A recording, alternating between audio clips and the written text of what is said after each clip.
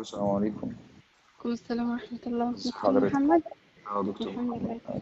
مش مصدقة والله ان حضرتك بتكلمني. ربنا يخليك، ايه الاخبار؟ انا عايزة اقولك ان انا دلوقتي في مكان اصلا مشكلة، مم. ومش عارفة اتكلم خالص، بس هحاول اختصر لك الامر يعني. تمام. بس المكالمة دي هتتذاع طيب ولا؟ انت عايزاه نذيع وتشوفي الكومنتات؟ ما عنديش مش يا مشكله. ريت. مش عايزاه مش نذيع برضو مش هذيع اللي انت عاوزاه. مش انا موافقة. موافق اذيع ولا ما اذيعش؟ اه موافقة. بس انا كنت متجوزة قبل كده مرتين ومحصلش نصيب يعني. مم. ودلوقتي انا كنت مخطوبة. يعني دلوقتي انا مخطوبة. تمام. مم. اعذرني لو في لا لا، لان اول مرة اعمل مداخلة والله. مم. آه. فكنت مخطوبة يعني من حوالي كده 8 سنين لشخص. مم. وبعدين ما حصلش، كان فاضل لنا شهر وندخل، وما حصلش نصيب يعني. مم. ف... فانا اتجوزت بعدها مرتين وبرضه ما فيش نصيب. فدلوقتي ربنا اراد ان انا ارجع للشخص ده تاني كده. هو كان بيسأل عليا ومتابعني، بس انا ما كنتش اعرف اي حاجه من الحاجات دي. مم. فالحمد لله احنا رجعنا يعني. وحصل خطوبه دلوقتي. المفروض ان انا على اخر السنه هدخل. مم. دلوقتي انا حاسه ان الاهمال مبهدلني، موقف حياتي يعني. انا كل ما اجي ان انا اخد خطوه لقدام، مع ان انا يعني عشان هتجوز وكده، الاقيه يعمل حاجه تضايقني فارجع 100 خطوه لورا، مش عايزه اخد الخطوه دي. تمام. يعني مثلا الاول كان بيهتم بيا، كان بيتكلم كتير وكل حاجه. مم. دلوقتي لا. مم. دلوقتي الكلام قليل.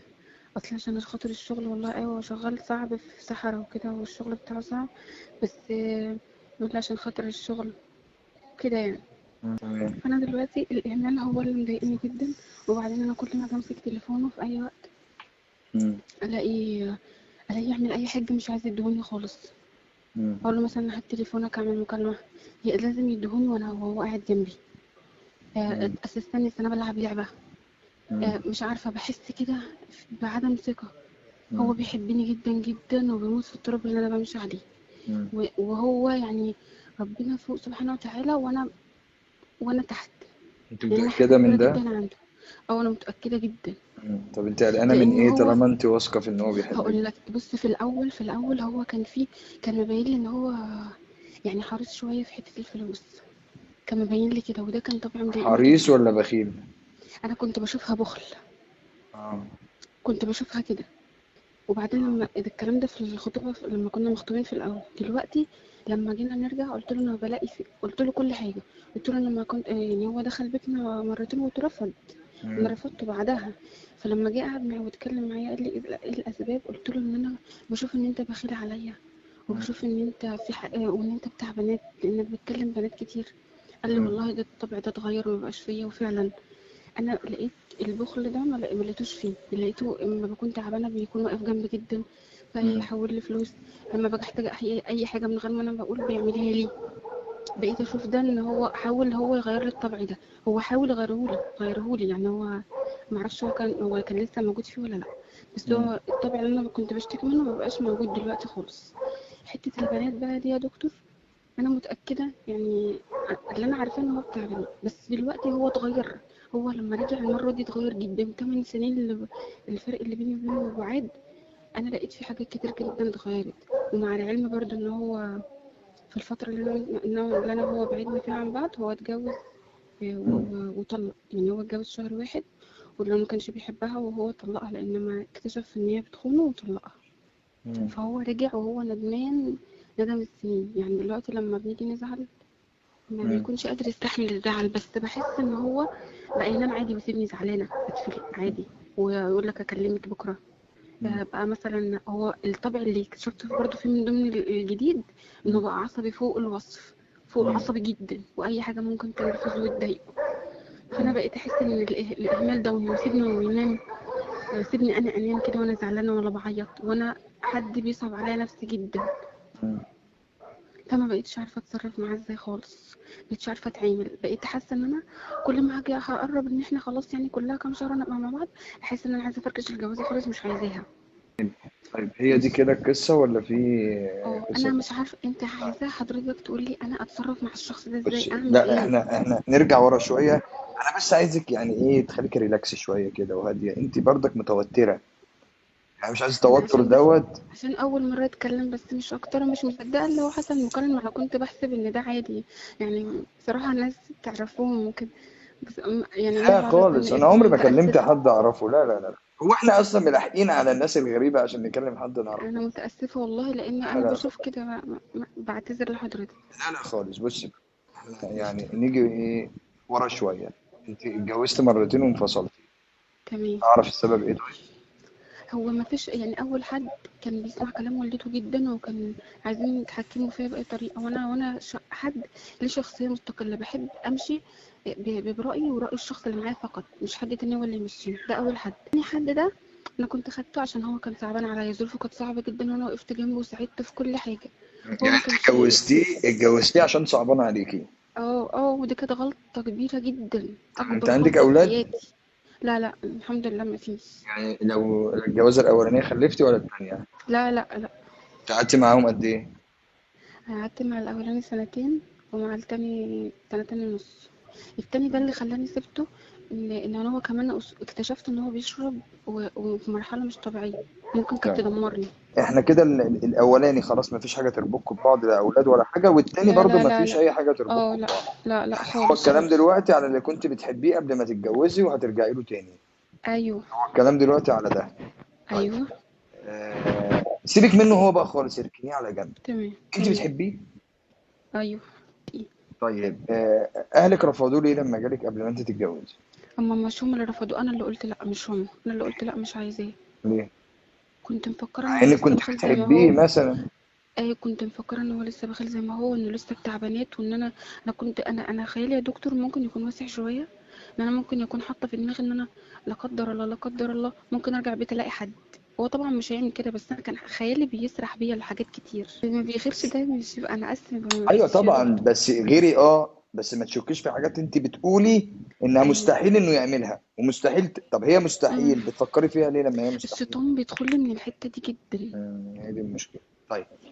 مع انك انت سبتيه ورحت لواحد صعب عليك اتجوزتيه، واحد تاني ما بتحبوش واتجوزتيه، وسبت اللي انت بتحبيه اللي هو في الاخر عايزه برضك ترجعي له. انت تمام. عارف دي تبقى تالت جوازه ليكي.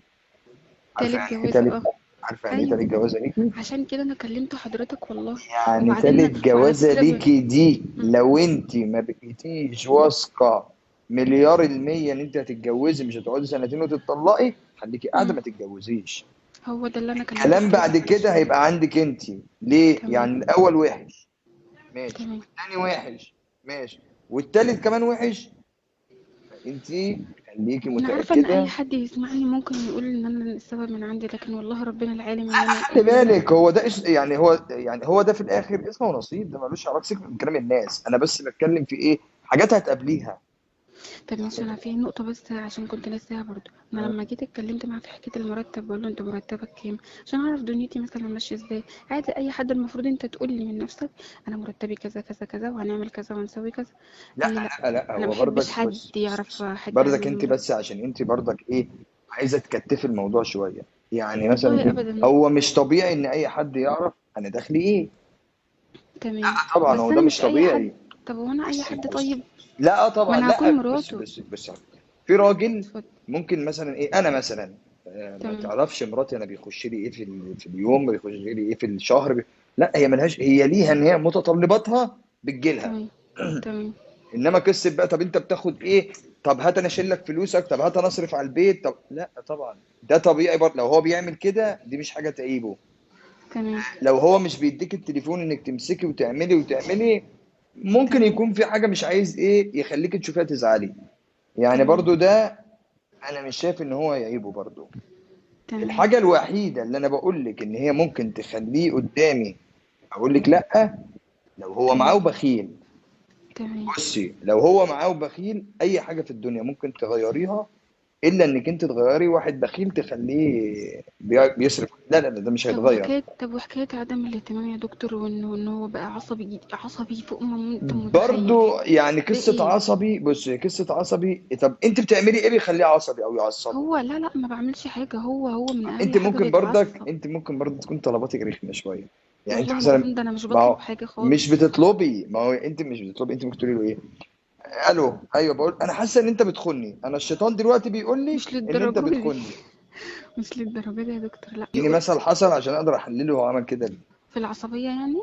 اه يعني ايه مواقف طب مثلا طب حصلت تمام، واحد يعني منهم مثلا خلاه اتعصب وانت اتضايقتي؟ انا مش حاضر الموقف ده، عارفه مش طالما حاضر. انت مش فاكره موقف هو اتعصب عليكي فيه، يبقى انا شايف اه. كل الحاجات دي حاجات بسيطه وممكن طب تعدي. عدم الاهتمام يا دكتور، طب عدم الاهتمام ده اعمل يعني ايه ايه عدم اتصرف عدم ازاي؟ الاهتمام؟ هو دلوقتي يعني بيقعد. سيبني انام زعلانه وعادي ومش بيفرق معاه. الاول ما كانش كده، الاول كان بيراضيني وكان بيقول لي ما تزعليش قبل ما ينام. لا دلوقتي بقى يشخط ويتعصب ويزعق طيب وينام وعادي. بص يعني انا عايز، انت بتقولي عدم الاهتمام، ما هو انت ما اه. تجيش مثلا ان انت تكوني مضايقاني واحنا زعلانين على بعض وفرض عليا ان انا كمان اللي اجي واصالحك قبل ما تنامي.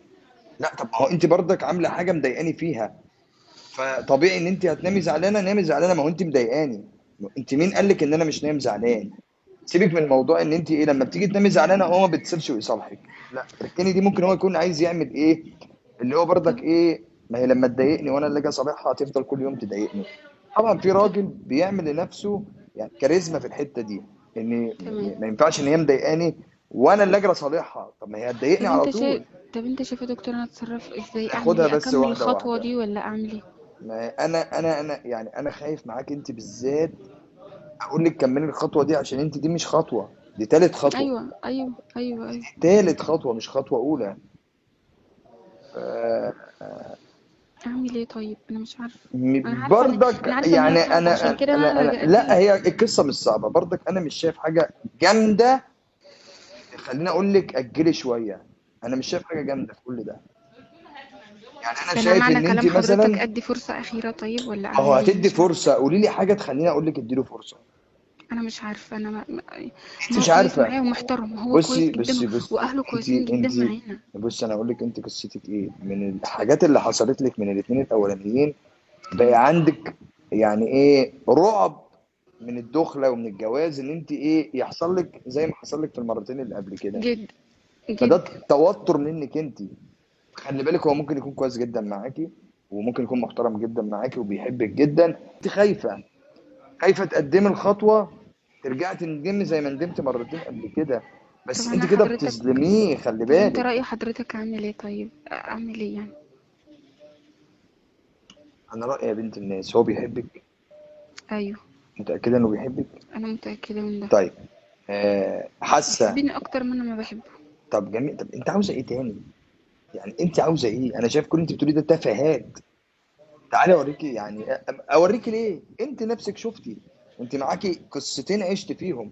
شوفي كان يعني اللي بيشرب ده كان بيعاملك ازاي. هو كان ملوش شخصية خالص اصلا.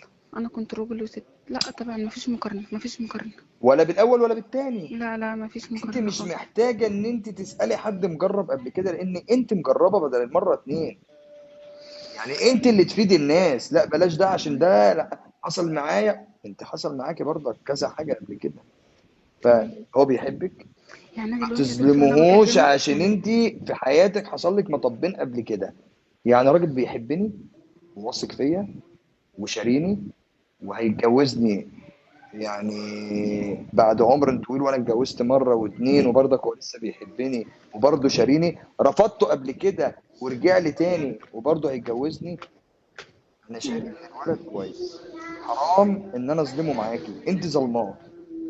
يعني انت تمام. ظلماه، انا حرام اظلمه معاكي. ومش تمام. شايف حاجه جامده تخليني اقول لك طولي فتره الخطوبه شويه او اصبري تمام. شويه. انا مش شايف حاجه جامده قلتها لي. يعني مفيش حاجه قويه تخليني اقول لك اصبري شويه. تمام. انت بتقولي واحد بيحبني اكتر ما انا بحب نفسي، بيحبني اكتر ما انا بحبه، شاريني، جه خبط على الباب وخطبني وعاوزني. عاوزه ايه تاني؟ ناقص ايه تاني يخليكي ما تاخديهوش؟ سالتك على موضوع البخل وقلت لي لا، بقى كويس وبيصرف ومفيش مشاكل والموضوع ده عديناه. مش معنى ان الحمد هو ما لله. يقولكيش بيدخل لي كام وبقبض كام وكده، ده مش واجب عليك ان انت تزعلي اصلا لو ما قالكيش. في راجل ممكن يجي يقول حابب تمام. اشارك مراتي معايا، فانا بيدخل لي ايه، بصرف ايه، بجيب ايه، بعمل ايه. وفي راجل تمام. طالما انت مستلزماتك بتجيلك مالكيش دعوه بقبض كام باخد كام، ده مش بتاعي. تمام. انا مش شايف ان دي برضو حاجه تعيبه. تمام. انت بس موسوسه شويه، اسمعي الكلام. برضه شوفي كومنتات برضك، هتلاقي برضك كتير حصل لهم. خدي راي الناس، في ناس كتيره جدا بتدي ارائها كويسه جدا. تمام. تمام. برضه اسمعي كلام الناس ايه.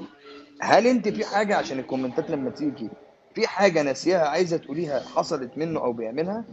لا لا، انا رايي قلت اللي انا كل حاجة. سمعته ده دي شويه تفاهات. انت عشان اتصدمتي مرتين قبل كده خايفه تصدمي التالتة. بس احنا كده لو قلنا عليه وحش او راجل لا بيشرب تمام. ولا اي حاجه، حرام ايوه. نظلمه ونقول لك سيبيه او ما تكمليش معاه. تمام. مش عارفة اقول لحضرتك ايه. وربنا على يقدم الله لك يعني. اللي فيه الخير، وان شاء اللهم الله امين. وان شاء الله تفرحي، وربنا يعوضك خير عن المرتين اللي قبل كده باذن الله. اللهم امين. اللهم امين. ولو احتجت اي حاجه احنا اللهم تحت امرك في اي وقت. الله يسترك. الله يسترك يا دكتور، اتفضلي شكرا. اتفضلي. شكرا.